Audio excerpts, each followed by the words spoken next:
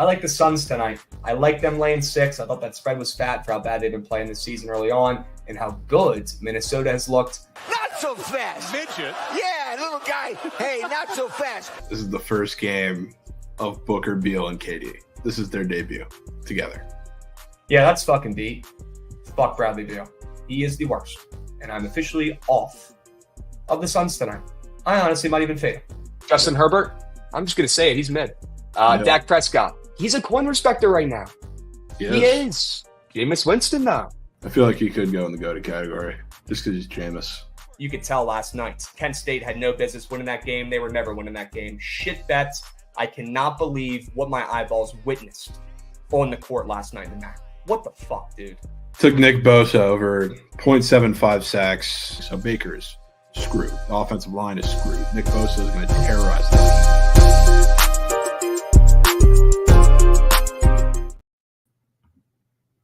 What's going on, chat? Happy BTL episode 365 piece. As always, hold the fry, joined by your two hosts, Krabs and Javon, on this beautiful Tuesday morning, presented by Props.Cash. If you guys haven't checked out Props.Cash, we've got a discount code for you for the first month. I promise after you try it, you're going to hit more PrizePicks entries, you're going to hit more props on the books, and you're going to want to resubmit another fucking month subscription to Props.Cash, Javon. Probably the best app to use if you're sending entries on PrizePicks. I don't see why you wouldn't. Give it a shot. Gotta right? be. No reason. No reason. Chat, how about that goddamn squad ride? How about it, folks? And apparently my audio is absolutely cookied. Rumor. There you go. Talk now. Yeah, Some there you go. 10s. Can I get some 4s? Now we're back, locked. chat. 6 squad rides in a row, Javon. How about the fucking Bison last night, my man? Let's go, dude. Let's So go, much heart. chat.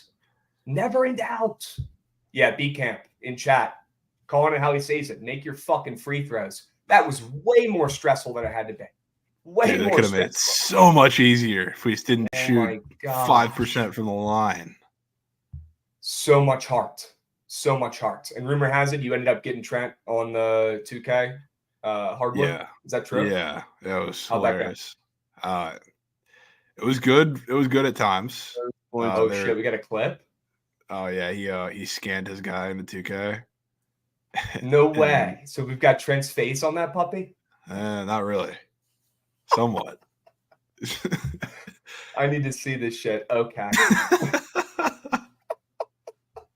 What, dude? What? Unreal.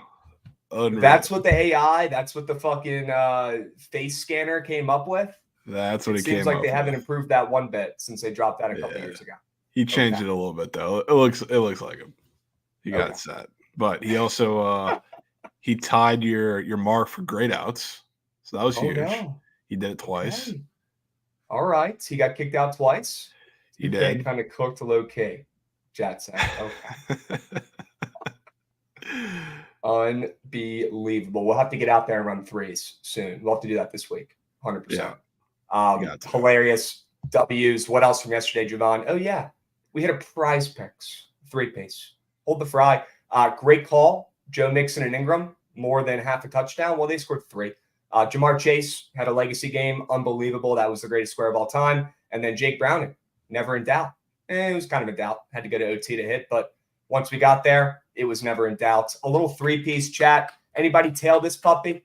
Let me know in chat. I want to know who's a rider, who's an OG, who tailed that 3-piece as we get a Len Bong subbing. Let's fucking go, Len Speaking Bong. of your 2K character, perfectly We gotta timed get Len Len Bong Bong out subbing. there. Yeah. We got to get him out there straight up. And yeah, we might need to do a Krabs versus Trent 2K 1v1. Guys, I used to be nice at 2K. I just got to get the rust off. Okay. That's And these literally kids like- these days are nasty. That They're so 1v1 good. is like Chargers Patriots. Literally lowest total ever at 30. That's going to be the total for me versus Trent. Okay. I bet Krabs. Yeah, that's what somebody would say who sucks at 2K, right? Okay. Awesome chats. Vibes are up. There is no Steam Krabs today because we've hit 6 squad rides in a row. Knock on woods. The bets are hitting. Javon, I don't know about you, man, but it's been a very good week for me. 19-6 in my last 7. 2-1 yesterday on my best bets there. So pretty darn good day, especially with yesterday's Moose Shit slate. We made it happen. We found winners. Pretty impressive, if you ask me. Chat, hope you guys tailed. Hope you've been tailing every day responsibly for a unit on the squad ride. We've hit 6 in a row. Let's make it 7 today. Why not us? Why not? Okay. That's why we're here. Why not us? Javon, I wanted to show you this real quick. They just dropped the Nats promotional schedule for next season. Oh, Lord. They're all pretty ass except for one. Wanted to get this up here and show the people. Oh, my guy, Lane. They made a Lane train bobble. Let's fucking go, dude. That's actually epic. That's actually Squad kind of ride sick. box. That's Yeah. kind of sick. I like that. That's a good one. I don't know what's going on with that beard. That's not what Lane Thomas's beard looks like at all, but we'll take it. We'll move. And that's by far the best bobble I've ever seen. As a bobblehead baseball guy, which is probably not a category you want to be in or bragging about, this is going to be a must cop for me. 100%. Need to get my hands on this guy. Unbelievable. If they Good have work, that Nats. on Dog Night in DC, Oof. It would be meant to be. that just It'd be might be meant to be. a People perfect forget. storm. People forget that 10-10-10 originated. People do forget. Okay, it took some extra innings. It took some extremely long innings, some coach ejections, some arguments, a bunch of mound visits, one of the longest games of the season. But people forget I literally did a 10-10-10 challenge. That actually happened. I swear on my grave. And you just 10 did dogs, 10 beers. the extra 10 extra inning, extra dog, extra beer, just on Nobody- your own accord, which is crazy. Nobody's ever done a 10-10-10. Like the 9-9-9, you see someone do that, you're like, okay, did they actually do it? We don't know. We probably didn't see all the dogs. Even if he did, okay, that's pretty fucking impressive. 10-10-10? Who's willing to go the extra mile? I don't know. Just That's hard. somebody I'd want to tail. Somebody going above and beyond, doing a 10-10-10 challenge. That's somebody's bets I'd want to tail. Oh, God, that's – we don't Don't need to bring remind up them the of dollar this one. dogs. The dollar dogs were crazy. We don't need to bring up the dollar dogs. Okay, those were absolutely disgusting. And I will not be partaking in that challenge probably ever again. It was ruined down there in Ranger Stadium. So those hot dogs were literally green. That's why they were $1. Still trying to figure out what was good with those. But it's enough talking about dogs for one day, Javon. Let's dive in. We're going to talk about some college basketball today, a bunch of it. We've got probably the best college basketball slate we've had of the season today. It's not maybe technically a Super Tuesday, but to me, it is because it's going to be epic. We've got some great matchups, Javon. We've got Lemoyne playing early. What more could we ask for on this beautiful slate? You want to just hop right in? It's all Cut we the need, shit. really. Lemoyne playing Hey, early. we got a Gooch Q. Can't forget. Oh, we got a good Oh. skew, folks. Gooch Slip it Q. in. Goods. Do not All let the Goods Q get swept under the rug, my man. What do we got for today? All right. So out of these three gentlemen, who would you rather have? Ooh, out of these three gentlemen, who would you rather have? Non-biased, I'd rather have Sam Howell. Yes. the right I answer. was hoping you would be non-biased. Dude, Yes. as of right now, I don't know how you could say anybody but Jordan Love. The way he plays. There's paying right now. I don't think So it's you- close. All jokes aside, you'd rather have Jordan Love than Sam Howell right now? I don't even even though think he's that's a Years question. ahead in development and has got to sit behind Aaron Rodgers and has a good coach and is 4 years older. Yes. 100%. Okay. 100%. All right. Although, I mean, the one thing think- that is the pretty clear difference is that Jordan Love is not continuously throwing the ball to the other team, which is a huge difference. Helps. That for sure helps. Yes. The interceptions are the one kryptonite right now for Hal, and he's actually thrown an impressive amount of pick sixes. Those need to obviously be cut down, but if that's the one thing that he's not really locked in with and the one thing he's been struggling with in his rookie season, I have no qualms with that. And I'd love to see Sam Howell in year 4 compared to Jordan Love in year 4, who wasn't even good enough to sniff the field in those first couple of years and struggled a lot of times too. So, I'm with you. I think I would like to have either of those two guys, to be honest with you, unless I had an elite QB right now, a top 5, top 8 QB who's not too old. I'd probably love to have Sam Howell or Jordan Love. I don't think Bryce Young has done a single thing to keep his name, involved with those other two gentlemen, but he's also got a long career ahead of him. Only one season, right? You can't count him out, but Yeah. what good did we see out of Bryce Young this season? Did we see anything besides his connection with Adam Thielen that anybody could probably make because he's one of the better receivers in the league, a veteran? Not a single positive really from Bryce Young this season. Yeah, not really much. It's just like I don't know that there's been a quarterback that's been put in a worse situation in recent history out of like the top drafted quarterbacks than Bryce Young. So like he hasn't been good, but it's hard to fault him. You can only fault him to like a point. So I mean, I don't know. It's weird because Jordan Love's definitely in a different stage of development than the other two guys, but I don't know that their situations are ever going to reach Jordan Love's. I mean, which that's is concerning. That's part of the question with Bryce Young in there. Is like, if he had a better offensive line, if he had better weapons around him, like, would you take him for like future seasons? I think I'd still rather go Hal. I think Hal has a higher ceiling and a lower floor. And I think that's what you're going to need to win a Super Bowl at the end of the day. I don't know if Jordan Love's a guy who's going to ever be able to win a bowl. I think Sam Howell in his first year has shown flashes of being elite. I think Jordan Love has now just come on to show signs of being good. I'd rather have the guy with the higher ceiling personally, because the end goal is to win a Super Bowl, not just make the playoffs. Yeah. You know, that's where I'm at. I understand the Jordan Love picks, though. I'm not mad about him. And you know what? Yeah. He's been balling recently. He's doing his job. And I still think he could be a franchise QB. Not giving up on J Love one bit. He's been looking great. He has. Yeah. And I mean, I would love to take a quarterback who spent years learning from Aaron Rodgers as opposed to Carson Wentz. Just like to put that out there. Yeah. Yeah. Sam Howell probably got worse playing behind Carson Wentz. Probably straight up. Probably got better playing behind Heineke, though. All right. At least with the Chicas, he did. Probably learned his bits. That's fair. That's fair. Okay. All right. Let's move. Let's groove. W Goots Q. Love where your head's at, Goots. Great question. It's for me, it's Sam Howell, Jordan Love, and then 50 feet of shit, and then Bryce Young. So that's where I'm at. Let's move. Javon, let's hop to college basketball. But first, guys, if you haven't downloaded props.cash, do you live under a freaking rock? Lock the heck in. Download props.cash. Use our promo code BOOKIT. If you don't like it after a month, get rid of it. But I have a weird feeling you're going to want to lock in and get that subscription for a second month. That helped me smack that 3 geyser last night.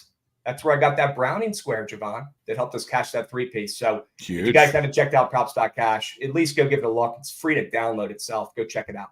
Okay. Promo code BOOKIT, 25% off. Let's hop into some college basketball. All right. Javon, game of the day. First one on the slate. We've got Boston College and Quinton Post going against Central Connecticut State. How hype are you? Dude, I've been waiting for this game for my entire life, almost. I came out of the womb just really thrilled to see Central Connecticut and Boston College go head-to-head. So that's what I've been waiting for. Also, I apologize. This should have been brought up immediately and discussed for probably 30 minutes at least. Eric Fetty. It's decision time, folks. Rumor has it he's between 2 teams, and one of them is the Mets. You can't make it up. If he ends up going to the Mets, Javon, he's going to end up probably being better than DeGrom.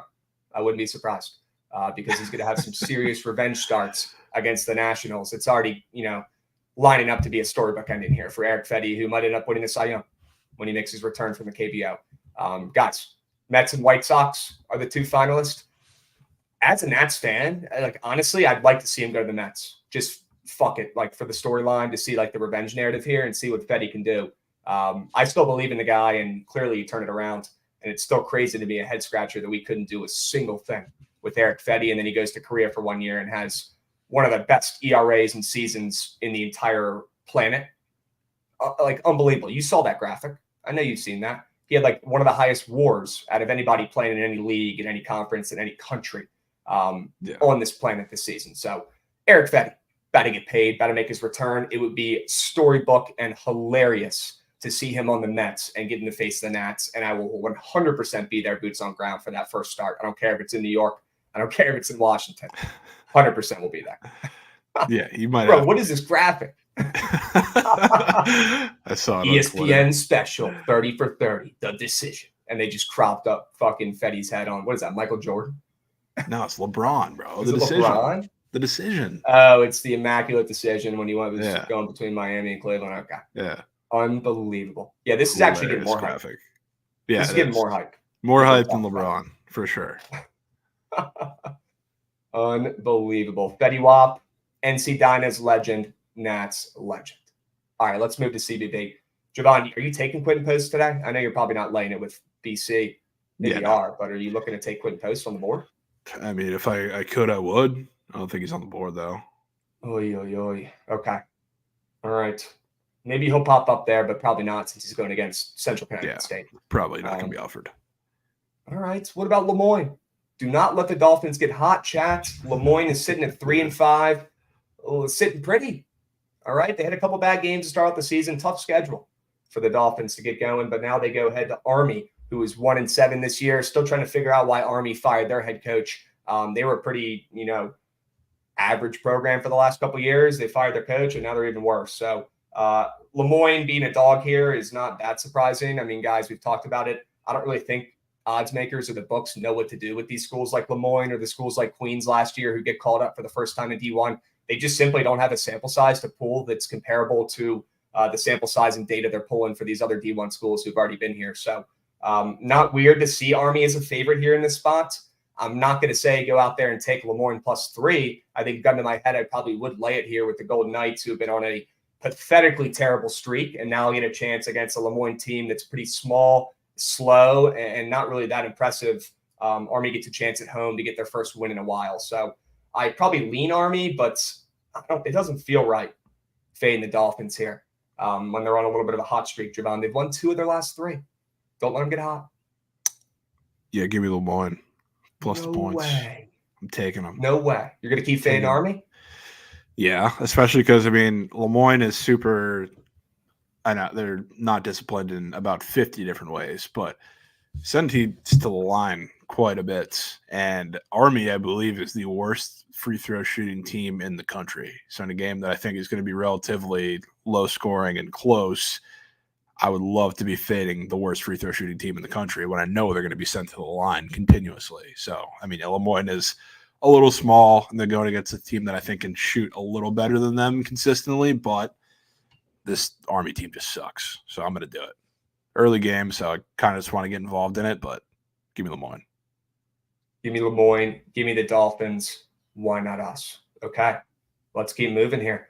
FAU and Illinois. This is a great game. Honestly, Javon, thoughts on the spread here? I know FAU, I think they opened up a short favorite. Now they're up to 2.5, depending on where you look. There's some respect there for FAU. And guys, I'm done fading this team. All they do is win. They figure out a way to do it. Last game, they were down big and they crept back and had an unbelievable comeback against College of Charleston where they outscored them in the second half. It was absolutely incredible, Javon, 50-28. In the second half. Yeah. This team just finds ways to win. Dustin May is an incredible coach. Janelle Davis is back. Pretty much this entire team from last season and that legacy Final Four run is back. I would not be surprised if they got a win here on the road against Illinois. Why not keep that fucking well machine going down there at FAU that just continues to win basketball games? Yeah, so if this was in Illinois, I would 100%, no questions asked, be on Illinois. And I still like Illinois, but this is, I believe, in MSG. I don't know if it's MSG or Brooklyn, but one of the 2 neutral sites there. But I still like Illinois because I think this is probably the most challenging matchup they've had yet. Because there's probably one team, I guess you could argue, on their schedule so far that's really going to make them work and push the game only in the half court, and that was Texas A&M, who in that game they didn't really do it because they couldn't really afford to. So they ran with FAU, and that very obviously didn't work. I don't think there's anything you can do to get Illinois out of the half court, defensively. So I think they're going to have problems. It's also probably the biggest team they've played so far from the 1 through the 5. So I think they're going to have a little more trouble penetrating that defense than they've had really at any point this year. So I think the guards are going to struggle a little bit to get into the paint, pass around the perimeter. I think everything's just going to be tough for FAU. So I like Illinois. Okay. Are you going to be betting Illinois or just a lean as of right now? I want to make sure that line, it did get up to 2.5 and starting to come back down. I would love to see it continue to do that.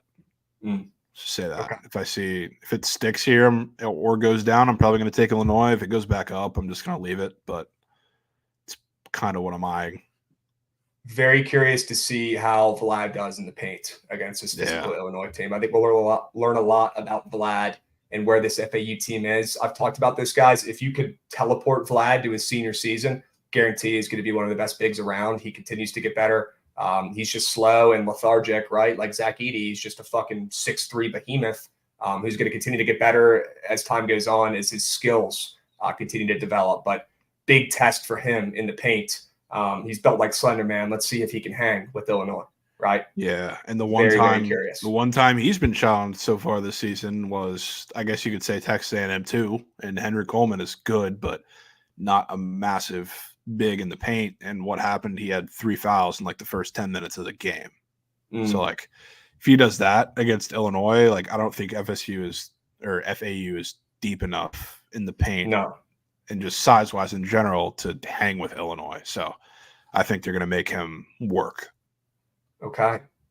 All right. Looks like Devin is squaring up for Kitch and taking FAU. Devin, I honestly don't blame you, man. That team just continues to fucking win ball games no matter what's sharp or what's not. So, Javon, I'll be rooting for you on Illinois. I don't know if I'm going to be able to get to the counter there because every time I bet against FAU, they have a crazy comeback and win by a bazillion. But Sure. I'll be rooting for you on the sidelines, okay? George Mason, Tennessee.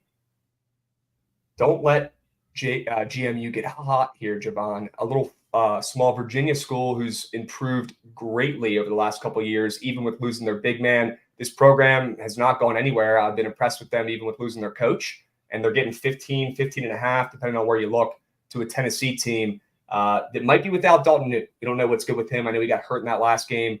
Can't really find much on him. We probably won't know because they don't have to reveal any fucking injury stuff. Looking at the spread, I'm assuming they're not going to have Newts. I thought that 14 and a half opener was a little short, although George Mason has been kind of a wagon this season. They're 7-1.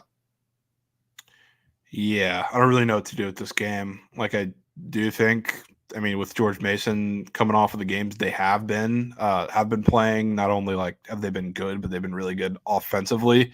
Looking at 15 points at a 137.5 total with or without Dalton, that does not scream any sort of confidence in George Mason for me. So, like, I think this is maybe a pretty square. I've seen a lot of Tennessee tickets, but I'd be down to hop on that with everybody else. Okay. Squaring up for Kitch, laying it with Tennessee here. People in chat are saying they've seen some Dalton Newt videos recently. He's looking healthy as an ox. Okay. Good. Not rooting against any injuries there. I hope that kid gets healthy. He's been balling so far this season, carrying the Volunteers. People in chat also talking about this under. The splits look good on the under. 25% of bets, 45% of handle on the green book in this game. But that total has been shooting. Interesting movement. Shooting up. That total. Yeah. It's up almost 5.5 points. Is that showing 137.5 too on the boards? Yeah. Oh my gosh, it's up almost 6 points. Okay. Yeah, keep me off that under. Some weird movement there. The splits might be sharp on that under, but seeing a total move up with Tennessee playing and George Mason's slow tempo is interesting to me. Yeah. 100%. Okay. Might just be a weird over that somehow smacks. All right. Good bit. Delaware Xavier. Any plays there? No, not at all. Okay. What about the beloved Queens wagon going against Winthrop today? I think they opened up 7.5 point dogs, and they've been teetering back and forth between 6.5 and 7 here. Javon, any thoughts on the Queens wagon? I don't have any thoughts, but yeah, we were on Sweats talking about last night. I was just like, Trent, I want you to get in the lab for one play, and he's just like, dude, I got it. He said Queens Winthrop under. This is his POD that he came up with in 5 seconds. Queens Winthrop under. That's what he did. Trent, mega whale. Okay. Yeah, I don't know if I can get behind that. If anything, I'd probably be on this over with these two teams and their tempos, and with that spread moving down for 7.5 to 6.5 most books for Queens, but I don't know. It could be sharp. A little sharp. Could be sharp. I mean, Queens. I don't know. Queens offense hasn't been fantastic on the road. At home, they've been great, but like otherwise, they really haven't. Winthrop is coming off of a game that touched almost 180. So like maybe the over would be a little obvious. I'm not going to play it, but I think it's not crazy to say it would hit. Okay. Well, we're seeing that total make some moves upwards. Doesn't mean it's going to smack, but chat, let's keep our eyes peeled. I don't know if any Queens total has ever moved down. Yeah, it's facts. Okay. Guys, Trent might be onto something there. All right, let's keep our eyes peeled. I'm not going to be tailing it, but let's circle back tomorrow and see how that play did. Yeah. All right, folks. Sure. What else we got? Wisconsin at Sparty? Or is it at Sparty, or is this one of those neutral puppies? No, it's at Sparty. At Sparty. Yeah, give me the Spartans here.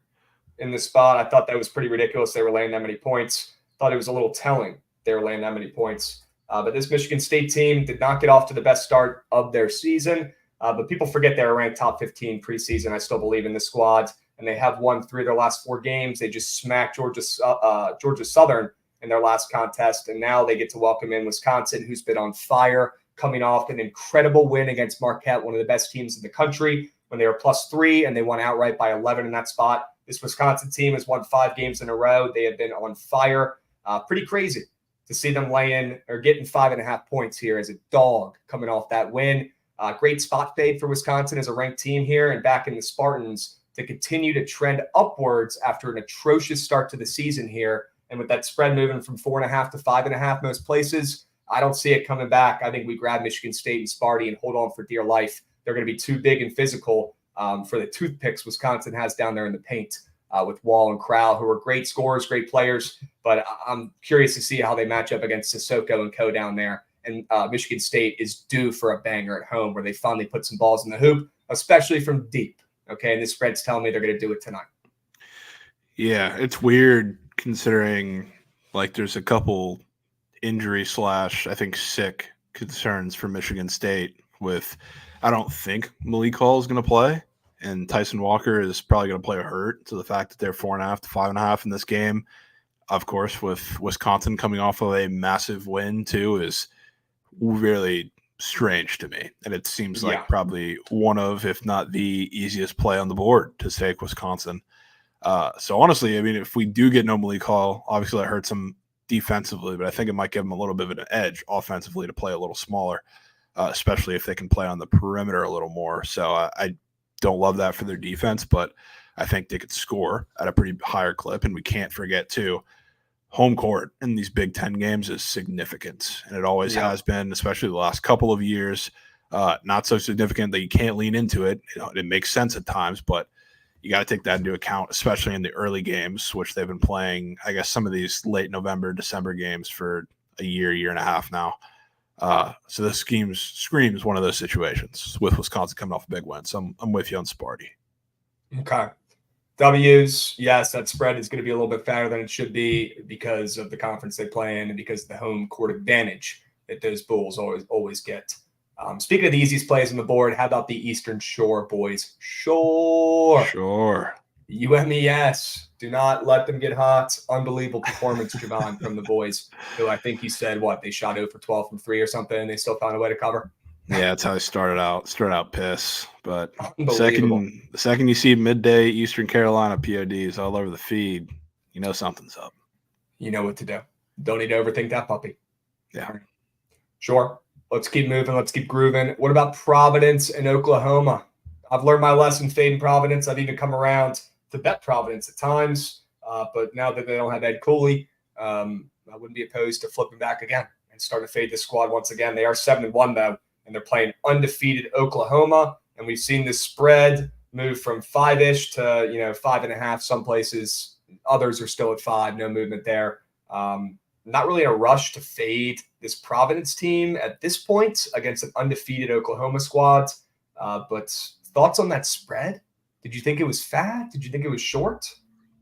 I thought it was a little fat, but it's hard. I want no part of this game because Oklahoma, they're undefeated. I don't really think they're that good. Maybe that's a little not biased, but like I've paid attention to them more than some people have this season, and of course, like in past seasons. So like they start out like this against weaker competition. So I never really buy into Oklahoma until we see a longer stretch of it in like Big 12 play, which to be honest with you, they really haven't done since like Trae Young.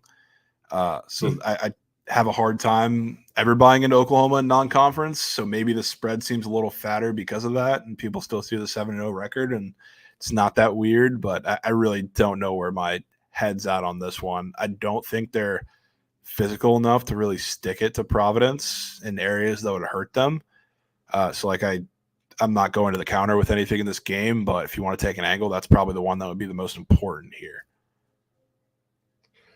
Okay. Yeah, I mean, I've been impressed with some of these transfers coming over to Oklahoma this season. I definitely wasn't expecting them to be, ranked or undefeated at this point. Javion McCullum coming over from Siena, I believe. He was an absolute bucket in the mid-majors last season, and he's been carrying this team. I think he's their second leading scorer, averaging close to 15 points per game for them. Not your typical Oklahoma team, I feel like here. They've got a lot of transfers who've come in this season and honestly hit the ground running like they were there for years. So, again, Javon, I've been impressed with this Oklahoma team so far this season. Another transfer who's been balling, John Hugley, the Pitt transfer who's been holding it down for them in the paint, the 6'10 forwards. This team is pretty good.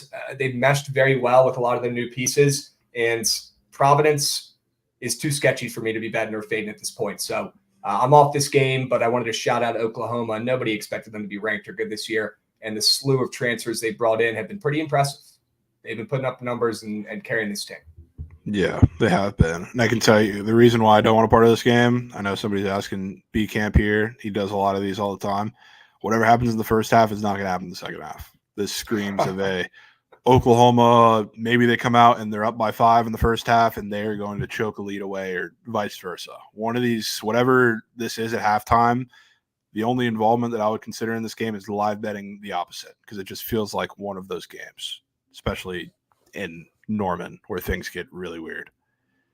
Yeah, that was minus $1 million to pop up on the Mikey card this week.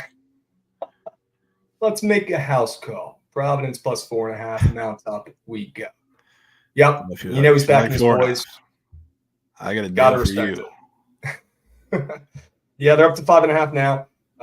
God, maybe Oklahoma continues their legacy season. Maybe Porter Mosier has been hearing some of those chirps for the last couple of years when he came over from Sister Jean in Loyola, Chicago, and didn't do shit for a couple of years. Maybe he's starting to get that Oklahoma well-oiled machine rolling, and they continue to stay undefeated here. Let's see if that line ends up ever touching 6 anywhere. It's still 5 on the Green Book, so who knows? Yeah, I'll tell you what. Whatever happens in this game, if we do see if Oklahoma dominates this game, or honestly, even if they win this game, you know who's coming in Norman this weekend? Who? Arkansas. So I can tell you 2 things are not going to happen. That regardless, they're splitting those games. So I will be very reactive to what happens in the first half of Providence as far as the second half goes, and whatever happens in just this game as far as the Arkansas game goes. I think that game is neutral site in Tulsa for some reason. That's the one that I wanted to go to.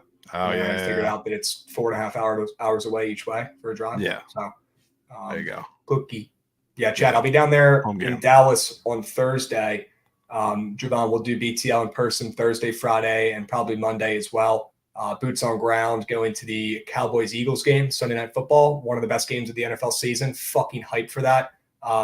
Chat, let's have a weekend. It's going to be a ton of great content, live shows. We'll probably do sweats on Thursday down there in person too. I'm stoked. All right, so get locked in, get ready. We've got my guy, my local resident Sharp in chat here, Dead Larry Bird, Grand Canyon system play. Yeah, I'm on him, Dead Larry Bird, and I need a reminder of what that system is. Can you DM me or text me? I need a little reminder of those guidelines again now that the season's starting up again. He had a very profitable college basketball system fading ranked teams on the road, Javon. Need a little reminder of those guidelines. But today, I guess Grand Canyon falls in that system, falls in that boat, and we'll talk about that later. I think that's a late night piece. Okay. Any Notre Dame plays or fades, as I should probably say here? Are you going to take the bait with Western Michigan, getting less than 10? No, I mean, to be honest with you, when can we start fading Notre Dame? That's what I really want to ask here. When can we fade Notre Dame? Is it conference play? It's Saturday. It's Saturday At Marquette. At Marquette. Okay, that's when we can at Marquette, but in Milwaukee. I hate when it's at their campus. Their actual home court. Yeah, but still, same deal there. This line moving up is a little weird to me.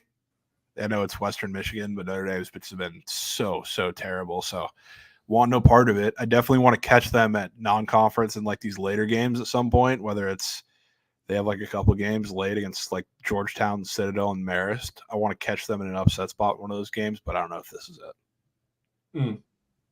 Yeah, let's just hope that Notre Dame rolls them with this weird line movement, and then we can fade the living shit out of them on Saturday when they face Marquette on the road. I don't think they keep that game close for a second. Okay. That's fair. Let's talk about Villanova and Kansas State. Some interesting line movement in this game, Javon.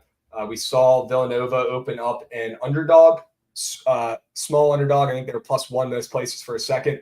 And then they moved to a favorite. And now some places they're even moving up to 2.5 and 3 on some books too. So Villanova coming off of 2 straight losses, Javon, embarrassing losses to schools like St. Joe's, who that's their Super Bowl game. Local team in Philly wants to beat the fuck out of Villanova. They play them every year. So not going to say I'm giving them a pass there, but we know that the Hawk will never die, and we know they're getting their best effort there against Villanova. And then the Drexel loss, though, that's where you lose me.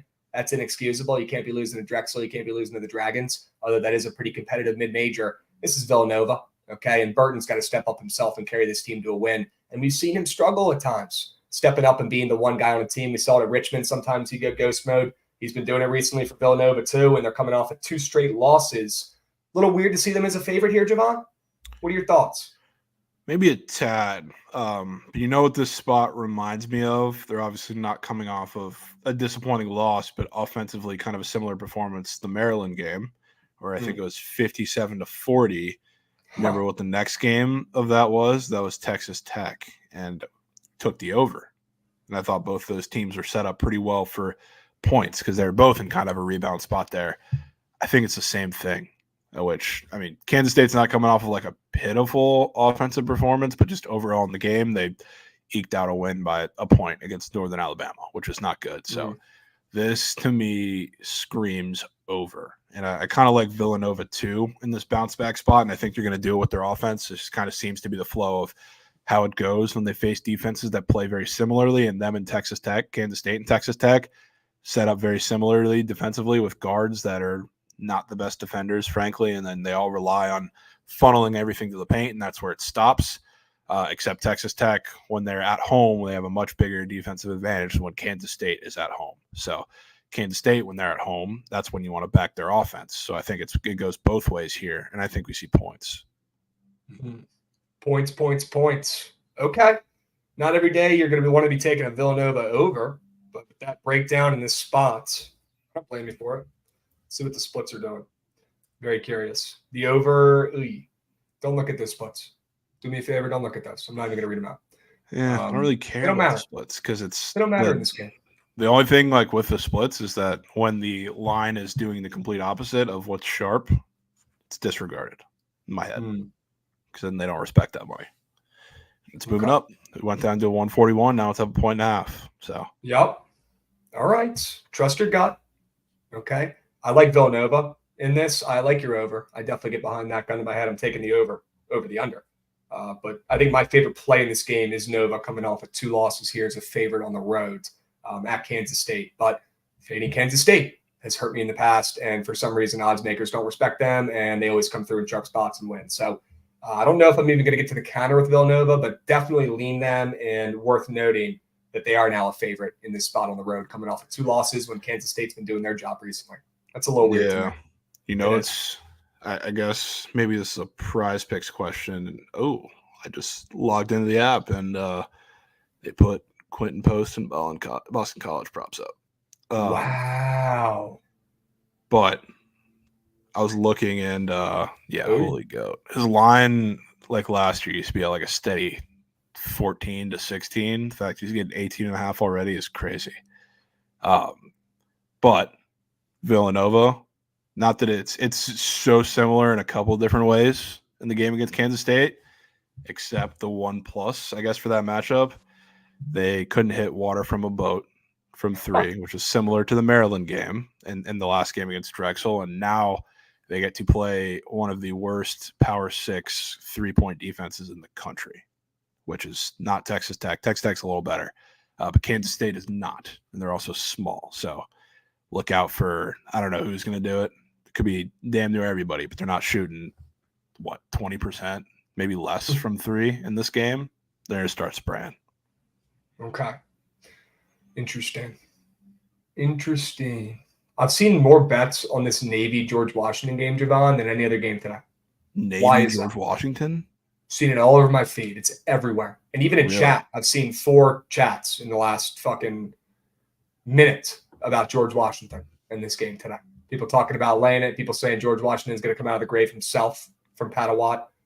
James Bishop is 100% him. That's got to be Goots in chat typing that in. This George Washington team is very good. Let's not kid ourselves. They were good last year. If they still had Brendan Adams for one more season, they'd actually be legit and make it and have a chance to maybe even go to the tournament this season and be one of the better mid-majors in the country. But without him, they're really only James Bishop, who is one of the better guards in the mid-majors. But I don't know if he's good enough to get this team to March Madness, unfortunately, or winning, the A10. It's going to be really tough. Rooting for him, a little biased. I went to the George Washington game last year when they beat South Carolina, and that was one of the coolest games I've ever been to for any sport at any time. It was fucking sick. They're laying 11.5 today at home against Navy, who has been atrocious to start the season, Javon, but something must have clicked the last two games because they have played much better basketball. They played Navy basketball with good defense, holding VMI and Coppin State, who are not goods, okay? But they held them to less than 52 points each. So that's how Navy wins. They win with defense. We saw this team in their conference championship 2 years ago. Let's not forget that. They still have a very good coach who's still there, and they still have Specs in the paint, who's very good, big man for Navy. This team can play a little bit. I'm in no rush to bet this game myself. I'm a little too biased, I think. I like both these squads personally, but I've seen some bets on the under in this game. I know B Camp, I think, is on this under. Was talking about the pace of these two squads, Javon, and how there's value on that play.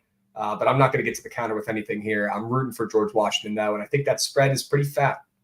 Pretty fat. I think the spread's fat. I think that total's high, too. So yeah. And that's not good for Navy. So I want no part of Navy or the under in this game, that's for sure. Yep.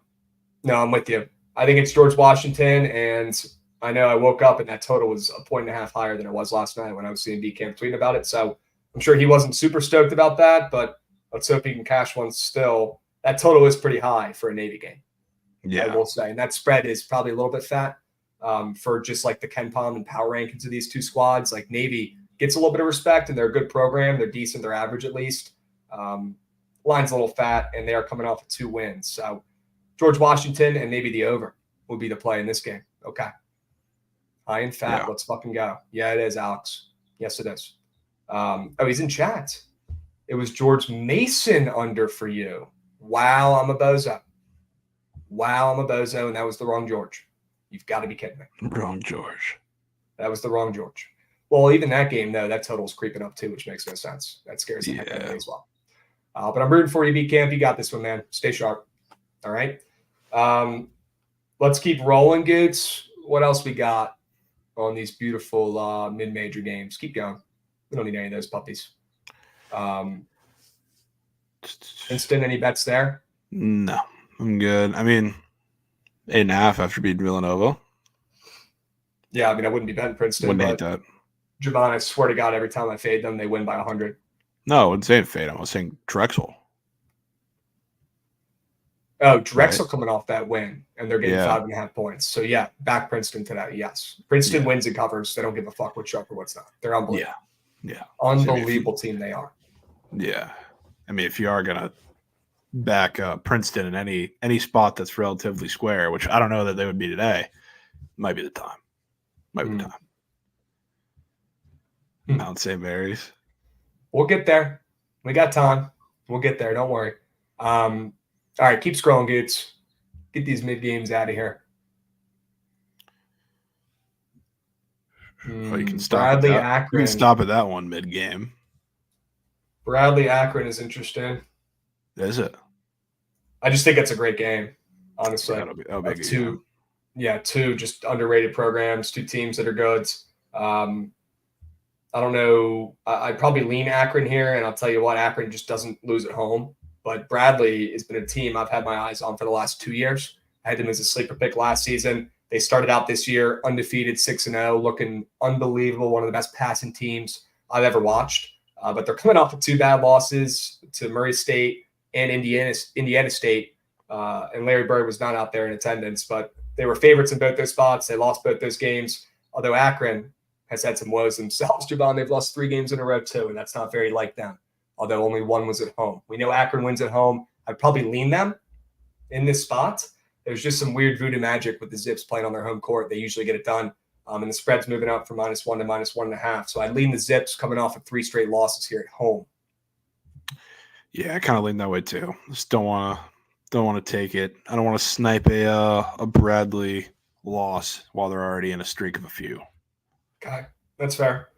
Take me to Virginia and NC Central. I have a weird feeling you're going to give me a play in that game. Yeah, NC Central ain't scoring 51 points. Wow, I knew it. I could feel it in my plums. I had to. Okay. It's just like, all right. They fit, like, they check all the boxes, which I do this with Virginia. I do this with Houston a couple times. A couple like the really good defenses. They take a lot of threes. They rely on threes. They rely on free throws, and they rely on points off of transition or points off of turnovers. Same deal. You're not going to shoot threes against Virginia. You're not going to get into the paint and get to the free throw line against Virginia, and you're not going to get many points off of turnovers. So it's not just the fact that NC Central and their offense, they're just not good. But when you look at like what they've done, they've played two defenses that are not nearly as good, but also let them get to the paint a little more than Virginia is going to be. And they put up 56 and 54 against Kansas and Georgia. And yeah, pull those up while we're talking, Goots. But yeah, this team, I mean, they're shooting 30% from three with all the threes they take, which is not very good. UVA is allowing less than that. So good luck. They did play them last year, and the game was kind of close when they went to Virginia. They put up 61 points, but they went 8 for 19 from three in that game. That's not happening, and part of that is because only 1 for 4 of that 8 from 19 is coming back. And those two guys against Georgia and Kansas, you want to know what they shot from three combined? Let me take a guess. They shot 11%. I don't even know the percent, but probably somewhere close. 1 for 16 combined. So that's what we're relying on. That's it's probably worse. If that's what we're relying on with a cast of really all of their team that is not as good 3-point shooters as they were last year, have fun. Yeah. Have fun. GG's. Ain't scoring 51. And Bradley, have fun beating Akron and these Yankees because you're not going. Yeah, those are so tough. Sweet. I love that color. It's like the Diamondbacks Serpentines jerseys color. I fucking love that. Yeah, so tough. And that A is fresh too. Yeah, I can get behind this. You think Akron's losing on their home floor in those puppies? Give me a break. Can't. Somebody get Mikey That's Overs. Mikey Overs uniform play right there. Mm-hmm. Yep. We got Don't Fade 86 giving out 2 subbies to the community. Let's fucking go, my man. Love to see it. W's. Guys, if you're in here for the first time, drop a follow. Stick around, okay? Trent is going to hop on in probably 40 minutes here and run the search string, okay? But for now, we're going to keep powering through this college basketball slate and finding winners for the people. For now, chat, let me know what your favorite play is in college basketball for the day. All right, I want to know. Favorite college basketball play in chat right now. Go. Drop it. I want to see it. I don't know if you saw this last night too, but Chiote said to Trent that if he needed like Tyler Boyd yards to get a 6-piece entry that he made with Funny Marco, and Chiote said if he hit his yards, that Trent has to put a 30 mega whale in the Frisco Bowl, and he hit it the next play. No fucking way. So now he's got to put a large wager on either Marshall or UTSA. Oh my god, why that game? We were talking about it because we were talking about like the bowl games, and it just came up because it was here. I mean, that's fucking hysterical. All right, Goots to win king of the board plus 500. There's value, folks. There's value. We got a token picks 5U sub whale. Let's fucking go, token picks. You must have had a day last night. If you guys just got blessed with a subby from Token Picks, Bad Luck Bear, Shooter 87, John Heisman, Justin Ova, and ALX Lowell. If you guys just got blessed with a subby, let Token Picks know. Tell him thank you. All right, he just blessed up and he's in here all the time giving out subbies. Can we get a good CBB whale today? Yeah, we need one. Might need one. Goots, no rush, but we need a CBB whale from you. Yeah, get in the lab. Start cooking. Mm-hmm. What's up, fat girls? W's. Scroll a little further to that Weber State over. Dude, that he's talking about. What's the deal with the Weber State over? I've We're never seen out. So many people on Twitter on a over that's 120 something. I'm taking a peep. Interesting. I mean, both teams are coming off of unders. Both teams only scored in the 50s. Both Both teams are 1-3 and 2-4 to the under. Why is everybody loving this over? I don't know. Like, I don't have anything against it. It's just like I'm a little confused. Huh. So am I. It's one of the, I mean, Weber State's sneakily good, but they're also one of the slowest teams in college basketball. They go over in this matchup historically. The That's last time these guys played, the game went under. Ooh. But the time before that, it went over. Sure. And then the time before that, it was 2018. So nothing, that game even matters, probably.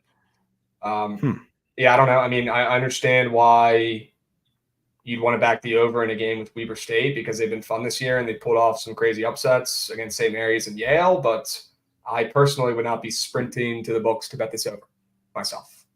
So did some Rizzy research. Devin's saying, okay, sure.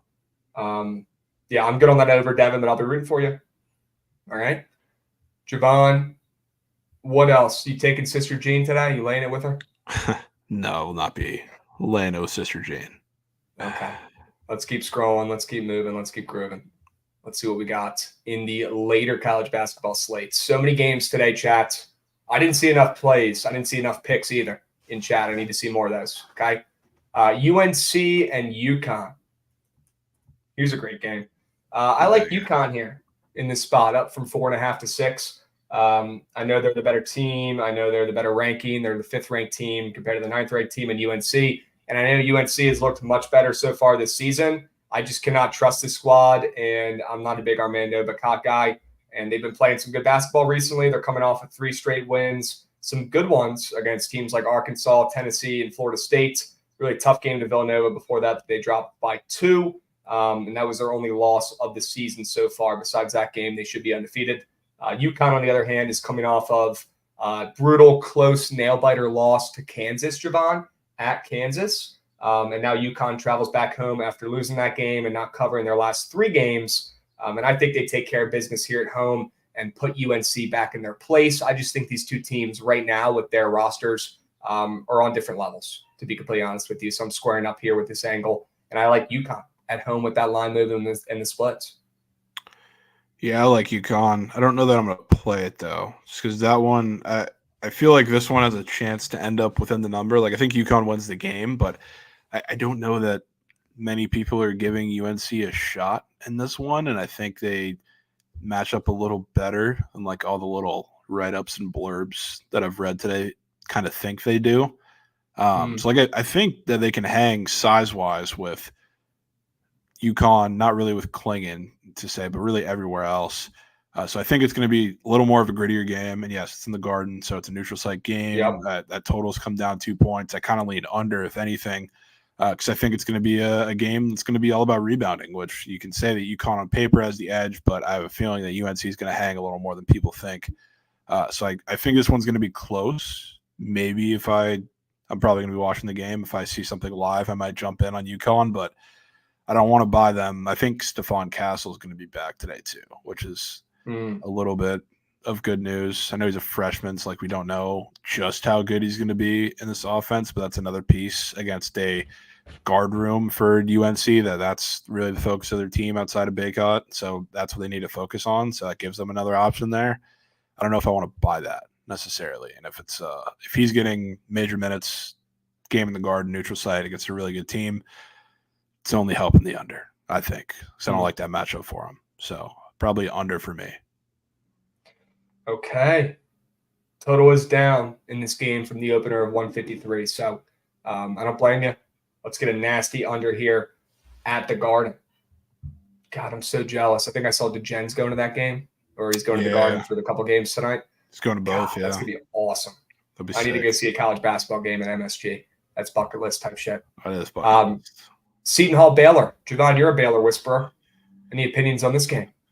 I wouldn't say Baylor whisperer. It's just I like backing their offense and fading their defense, which I don't really know where I lie today against Seton Hall. I'll tell you that much. I don't know that Seton Hall can score with Baylor, but I think they're going to try and play a little slower which is what they've tended to do against better offenses than them, and it's kind of helped them hang in games. They're definitely, I don't know, a little more physical than Baylor on the inside, which maybe that gives them a bit of an edge when they play slow and on the glass. So I think it could get close. I wouldn't rule out Seton Hall keeping it within, double digits in this game, but I would be lying if I said I wanted to bet it. Yeah, I mean, Seton Hall can't even cover against Northeastern. Yeah. It's going to be tough. But that spread I thought was maybe a speck short with how bad Seton Hall's been playing recently. I think that total coming down is weird too. It's like these are two offenses that are, as of late, have been putting the ball in the hoop. Obviously, Baylor does it really nonstop against anybody they face, whether the game is tight or it's not. They're putting up points. That's not really the question.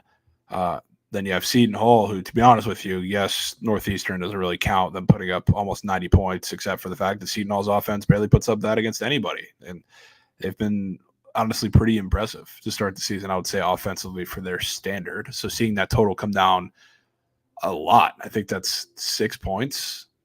That's weird. That probably plays in Seton Hall's hands. They are the 219th fastest team in the country, a.k.a. they're slow. They're not pushing tempo.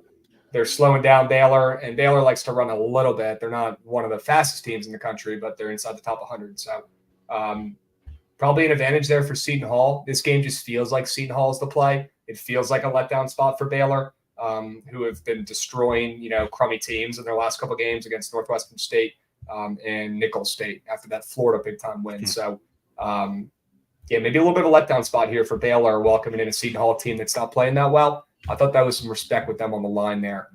Go to play Baylor on the road. Really tough place to play down there in Waco. So, yeah, you know what they got looming too? Who? They got a little look-ahead spot? Oh, they got a double look-ahead spot. They have no road trips because they're going to Detroit to play Michigan State this weekend, and they're going to MSG to play Duke. So, essentially a road trip to Michigan State, but not technically.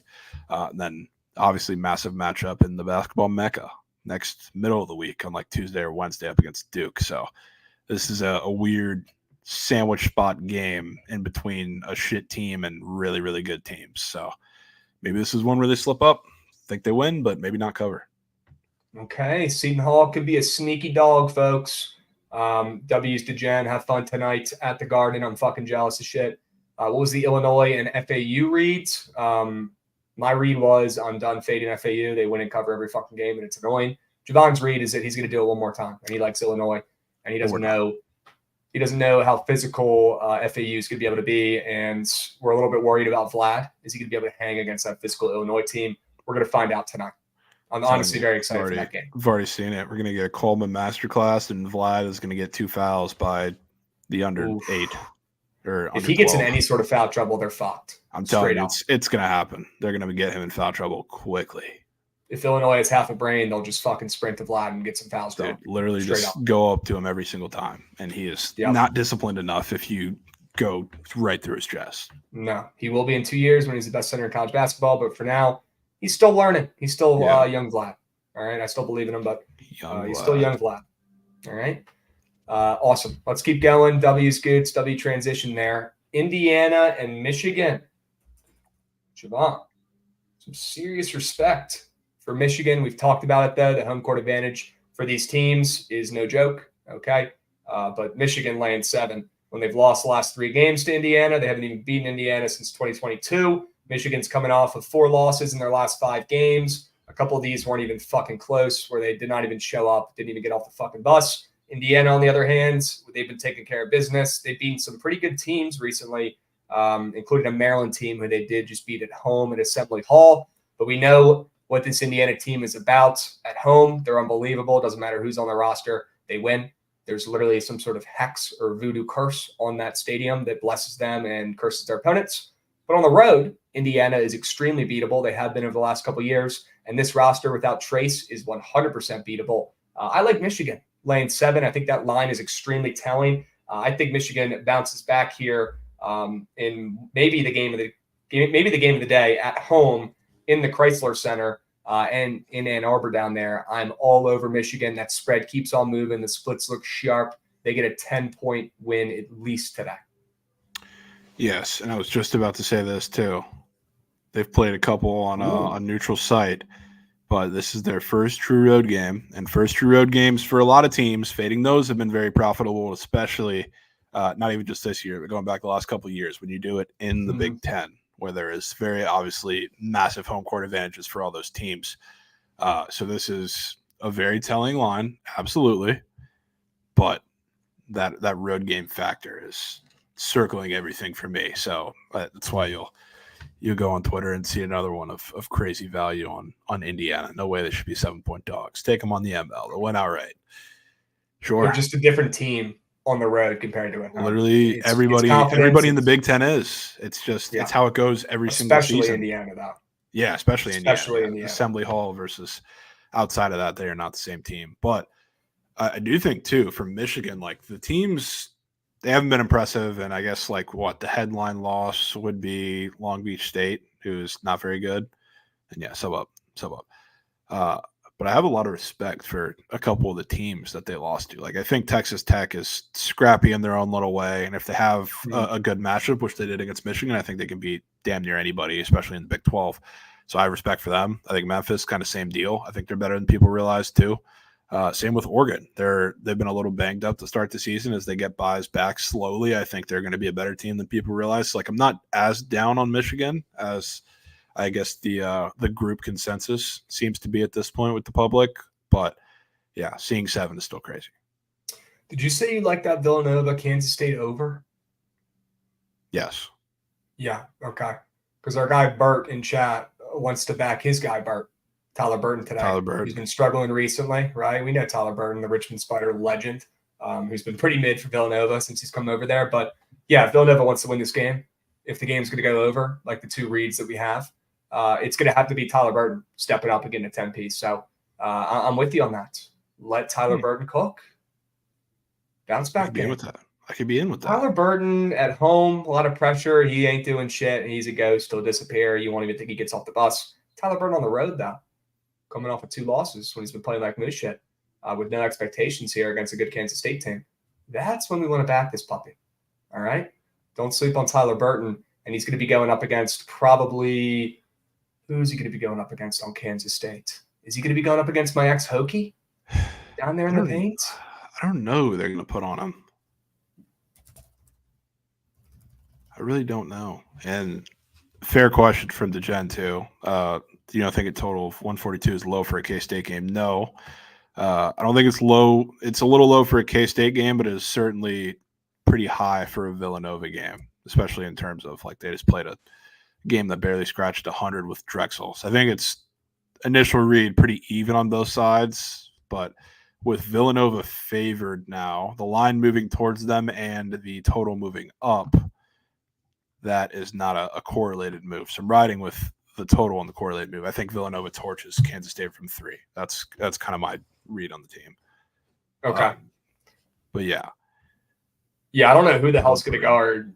I have no idea who's going to guard him, to be honest with you, because they got Kaluma, McNair, my guy Dave Nguyen, who I cannot believe still has eligibility. Literally went to class with that guy at VT. I don't know which one they're going to be putting on him. If it's Dave Nguyen, Bird might get strapped up. But if it's either the other 2 guys, McNair or Kaluma, he might have the dad. I just don't know. Yeah, I really don't know. I mean, ideally, if you're taking points against Kansas State, you'd want to target a guard because that's where, Cam Carter can't guard a Park Carr. Tyler Perry. Yeah, but Tyler Perry can. I don't know. He does not look good defensively this year. It's really? I don't know if it's offensive shit getting in his head or what the deal is, because he's obviously not shooting the ball it's well. It's a big jump up from playing at North Texas to playing at Kansas State. So yeah, because he has to cover real players. Yeah, he probably has to cover real players, which is the difference. So I mean, I don't think he's that great of a defender. So I'm not scared of anything in the guard room for Villanova. So if you're for Kansas State, it's if you want to go with TJ Bamba maybe, which is probably a little lower volume, higher upside, or maybe this is the Justin Moore game after he just shot 1 for 11 against Drexel. Just might be. Okay. Damn, I didn't know Dave Nguyen went to Mount Zion Williamson Prep in Maryland. Sure. I knew I liked that guy. He's going to get cooked tonight though on the block. All right, let's keep moving. Goods, teleport us to the games we were talking about. Or I guess, is this where we are? No, there we go. There we Boom. go. Hey, Grand Canyon, let's fucking go. What do you say, GCU? What do you say, GCU? Javon's giving me a smile like he thinks it's fake sharp, so I'm going to just go ahead and ask him. No, Javon, I don't. Is it fake I like sharp? Grand Canyon. I like Grand Canyon. Okay. Give me GCU at home. If you guys haven't seen a game at Grand Canyon, turn on that game tonight. Those kids are going to act like it's their last fucking day on earth in the stands tonight. They go bonkers, ballistic. It must be the center of their social life out there, these CBB games, Javon, because they act like it. Absolutely crazy. And it's also crazy to see them only getting 2.5 points here against a ranked San Diego State team that clearly somehow has picked up the lack of guys after their 4 best players transferred or graduated last year. Your guy from TCU has been literally keeping San Diego State on by a fucking thread. I'm blanking on his name. Jaden Ledee, who's averaging almost 20 points a game, who's been unbelievable. But I mean, if you've watched San Diego State play this season, you'd know that he's really their only guy. And if we can eliminate him, it could get ugly for San Diego State on the road in one of the toughest environments to play in all of college basketball. I don't care what conference you're in, guys. This game's on ESPN tonight for a reason. Tune in, check it out. It's going to be fucking bonkers. Okay, and Grand Canyon, not only are they going to cover this game, they're going to win this game outright against an overvalued, overrated San Diego State team that cannot keep getting away with it. I've watched them play 4 or 5 games so far this season. Have not been impressed. Coach Dutch has gotten them a couple wins himself with his great coaching, but on the road, the San Diego State team is different, and it's one of the toughest places to play. So give me Grand Canyon. They get their biggest win in program history tonight. Yeah, I like Grand Canyon, and I'll probably be taking them, but I do not think there's going to be any answer for Jaden Ledee. So, like, if we're talking Jaden Ledee on the PP board, I think he's going to grub this game. So I don't think there's a guy with enough size and athleticism that Grand Canyon has that can guard him. So, like, he's going to feast in the mid-range. One of the few guys I've seen in college basketball that actually still utilizes that at a pretty heavy clip. Points got bumped up, I see, from 16.5, but I mean, he's been absolutely ridiculous, not putting up the same numbers as he did early in the season, the last couple games, but he hasn't really needed to. And it's been really a lot more low-scoring games than probably going to see tonight.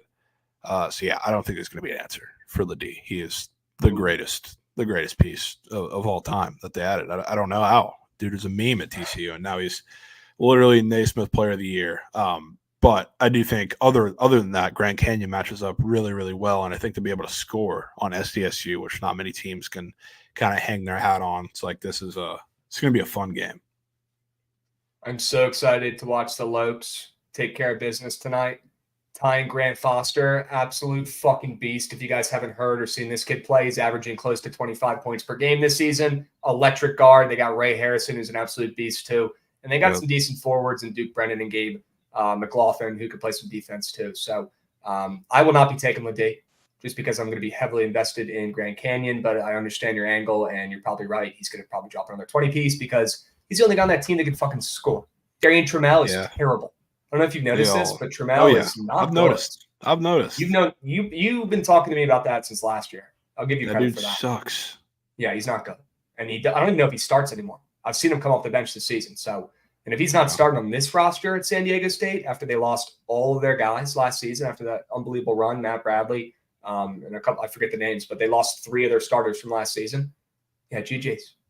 Ledee's going to have to put up a 30 burn for them to win this game. Maybe he will, but I'm willing to bet he won't.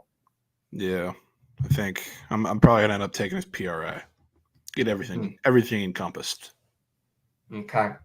Last chance for Tyan Grant Foster, the senior, to make some noise, maybe get into the tournament, maybe win their conference.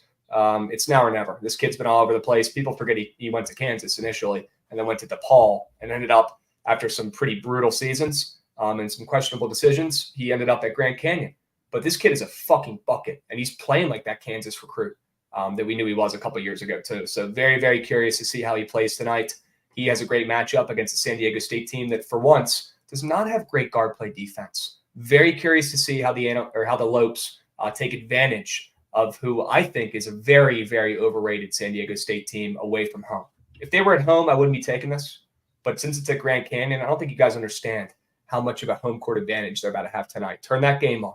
All right, That's I a promise sick, you. If you haven't, if if you've you haven't never seen a watched Grand a game Canyon at game or Grand clips, Canyon game, turn it on. Those are Please. insane. Please turn it on. I promise you're going to be like, what the fuck is going on? It's going to be like one of the weirdest basketball environments you've ever seen. These kids go nuts. They go bonkers. It's literally like mid-major Duke UNC. Anytime any good Yeah. team goes into Grand Canyon, it's that type It's of about to be environment. bonkers. Yeah. It'll be nuts. I'm so excited. They've been camping out all week. It's like Cameron Indoor over there. Yeah, they're not fucking around. Yeah. And this team has not been playing up to the level that they're expected to over the last couple of years. Back in my day in high school, this team was one of the best mid-majors in the nation.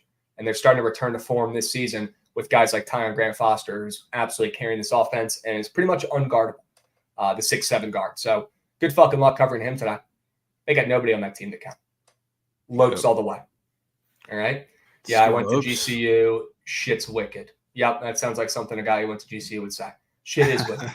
What is this, Harry Potter's? All right.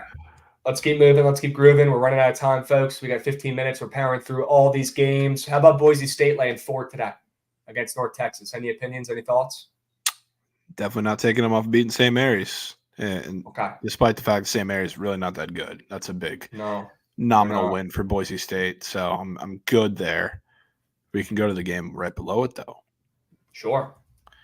Which this is definitely not as glaringly not obvious as it was last year, because I think this was potentially a squad ride last year. And I remember we talked about this game because they were plus 8.5 on the road against Oklahoma State, and they won that game outright.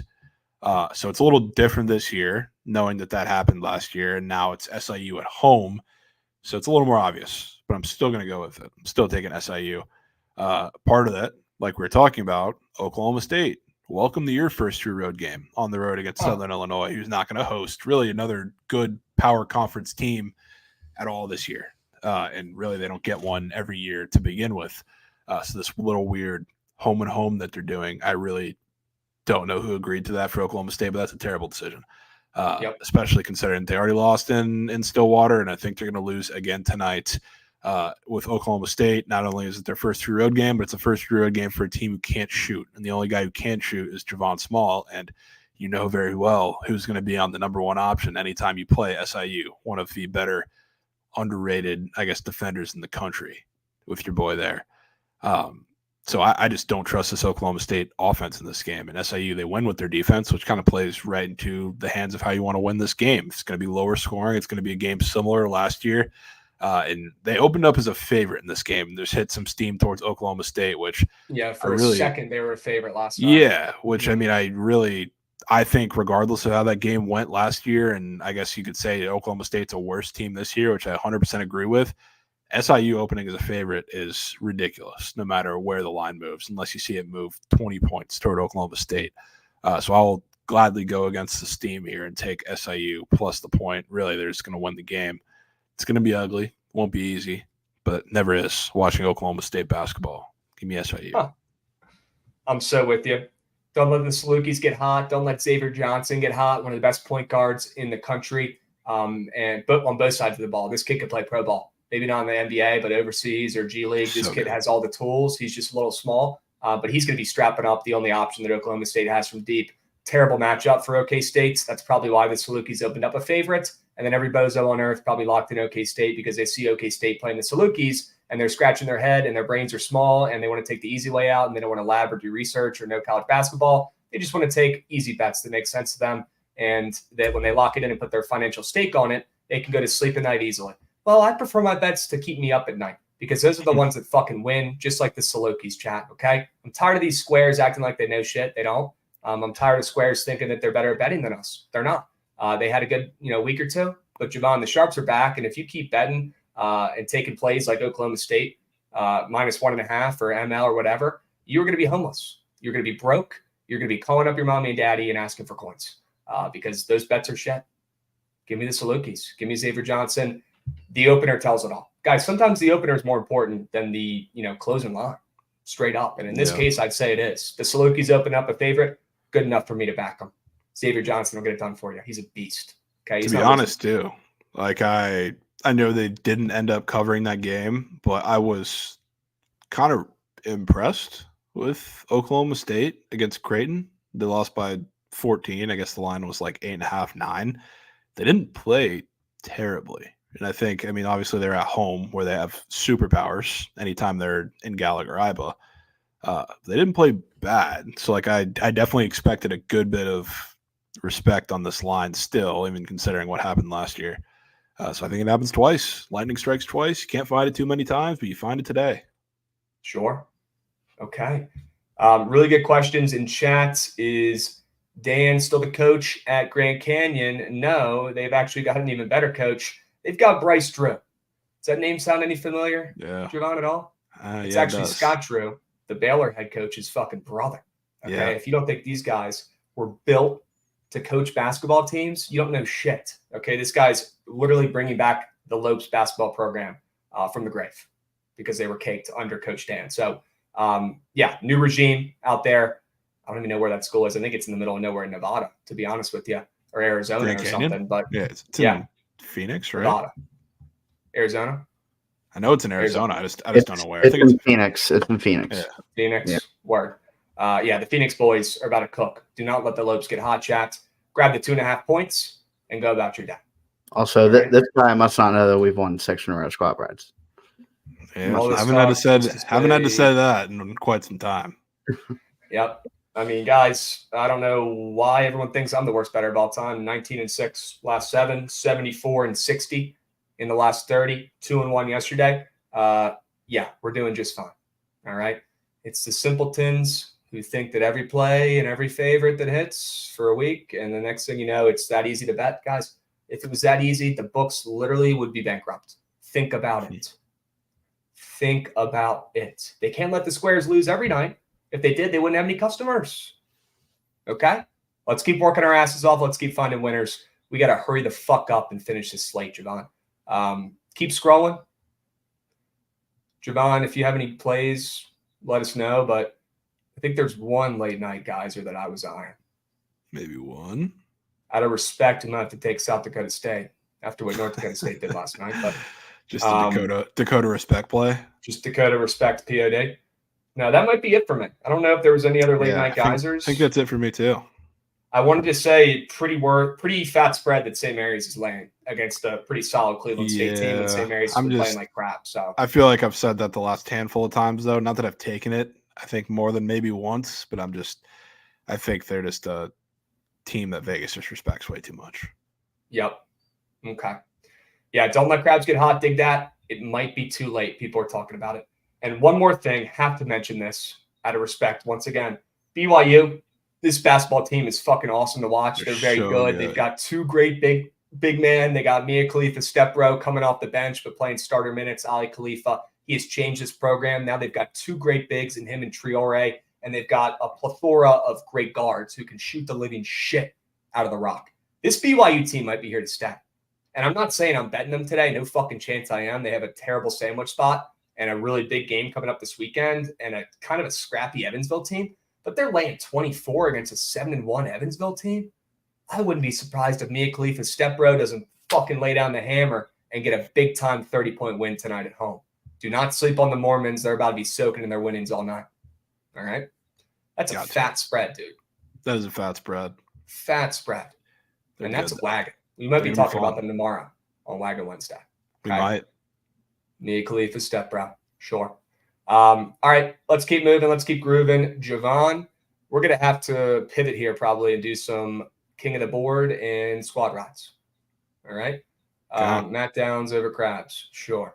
Yeah, Trent's not even going to address that. All right, let's keep moving. Let's keep grooving. Any NBA or NHL, you got to let the people know. Yes, and I'm putting this on king of the board, so it'll go hand in hand. Sabres Red Wings over 6.5 is the play for the day on hockey. In hockey.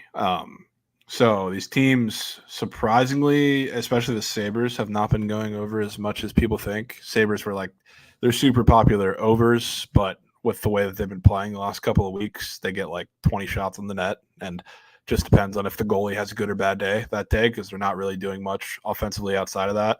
But now, I don't know if you remember this, but I talked about the Lightning backup goalie, Jonas Johansson, at the beginning of the year when Vasi was out. We targeted him like a couple of times after he was on this little Mickey Mouse run, and he looked really good. Did that with the Kraken a time or two. Now Alex Leone for the Red Wings is kind of the same thing. Big regression target because he's had 4 starts this year, which all of them were at home. 5 goals in total in those 4 games, and he's played the Blackhawks, shit organization, the Wild, the game right before they fired their coach. He had a 16-save shutout against the Devils team that was missing half of their team. A 16-save shutout is absolutely ridiculous.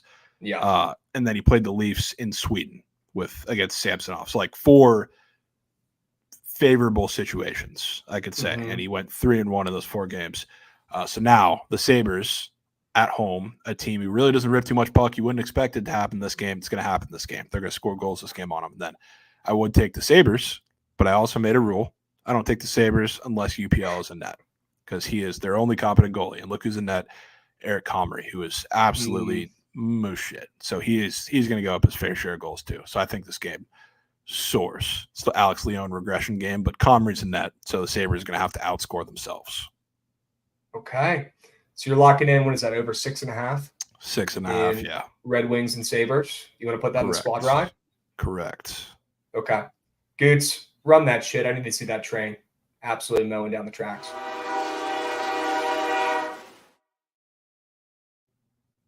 Sure. Needed it. Got it. Javon, we'll put that in there. We got, what is it, Buffalo and who are they playing again? Detroit. Over 6.5, sure. Can we put the Lopes in there? We can put the Lopes in there. We'll go on the Lopes plus 2.5. Yep. Awesome. I'm down to put the Salukis in there. I love that sell job. I love that play. I'm down for that. I love Xavier Johnson. He's a stud. Yep. Plus 1.5, right? Yep. Okay. Michigan or Michigan State? Minus 5.5, minus 7.5. I'll let you pick. I like them both equally. Ooh. We could put both in if you really like both, but how about this? We pick 2 out of 3 because I kind of want to throw Illinois in there too. Okay. Throw their name in the ring so we can pick 2 of those 3. So you are really liking Illinois today. The more I look about it, and the more I talk about it, I get very convinced. Okay. Why don't we put Illinois and your pick of Michigan State or Michigan in there?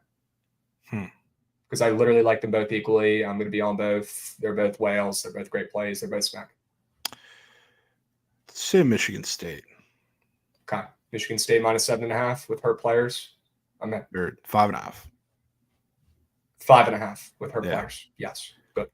All right. MSU minus 5.5. I'm good with that. And then we'll sneak in Illinois, who is plus 2 right now. Yeah. Plus 1.5, plus 2. Plus 2. All right. Chat, 5 plays, 5 winners for the squad ride today. We've got Buffalo, Detroit over 6.5, Grand Canyon plus 2.5. We got the Salukis, SIU plus 1.5. We got the Spartans of Michigan State minus 5.5, and we've got Illinois plus 2. Okay, 5 plays, 5 winners, 4 CBB winners, and 1 NHL winner. Hurry up, get your picks in. Go. We've got 2 minutes. Hurry up. There's no time. Get them in. Hurry up. We've got 2 minutes to carry the legacy of the squad ride. It swept last week. Got off to a nice start yesterday with a W. Can we make it 7 in a row, chat? Get fucking hype. Can we make it 7 plays in a row? Can we stay hot? Can we pay the rent? Can we pay off the credit cards? Can we pay off the dinners? Can we keep being the sharpest fucking stream out there on earth? Who else is doing this shit? Who else is coming in here every day in chat dropping winners? Who else is copping on here every day consistently, giving you guys plays, giving you guys winners? Who the fuck else is going 165, 117, and 4 and not selling those picks? Who else does that shit? Nobody. Everybody goes corp. Every single person. Not us. That's not what we believe in. We believe in giving you guys fucking winners for free, coming on here on streams and vibing. That's what we fucking believe in. We're not selling shit. We're winning bets. Let's make it 7 in a row. Get your picks in. Hurry the fuck up. Get them in. We're hitting a fucking squad ride today. We're making it 7 in a row, and I'm paying my fucking credit card off. Big time bet. Yeah, we got to. Big time bet. Get your votes in. Hurry up. You got about 5 seconds. Go, go, go, go, go, go, go, go, go. Get them in, get them in, get them in. Also, we're talking about Javon. Mount St. Mary's is covered against Ole Miss tonight. I know we didn't get to that one. Yeah. I'm going to put that on record. Okay. How about Mount St. Mary's opening up plus 12 against Ole Miss tonight, Javon? You riddle me that. On the road at 7-0 Ole Miss. Beats me. Dakota left loose season, folks. Just might be. Just might be. Chat, we got no excuses. We're going to craft you up at least another 3-piece Prize Picks Geyser. We'll post that on Book at BTL. And we're about 50 followers away, by the way, from hitting 15K on Book at BTL. So if you're not following that Twitter, why don't you sprint over there, and then I'll meet you guys at the cash counter later today. We're going Detroit, Buffalo, over 6.5 for the squad ride. Love to fucking see it, Javon, going back to the ice. W's. Huge. All right, chat. Great fucking episode today. My king of the board play will be Grand Canyon and the Lopes, plus 2.5. So I'm locking that in. Javon, you've got Detroit and Buffalo over 6.5 for your king of the board play today? I do. Sure. All right. Love to see it. We both got one play today. Chat, we both went 4-1 last week on those plays. So stay posted. They're like our best bets. All right, folks. We'll catch you tomorrow. Same time, same place. Stick around for the Surge stream. Trent's going to take you through the slate and find some winners. And we'll catch you tomorrow. We'll be seeing.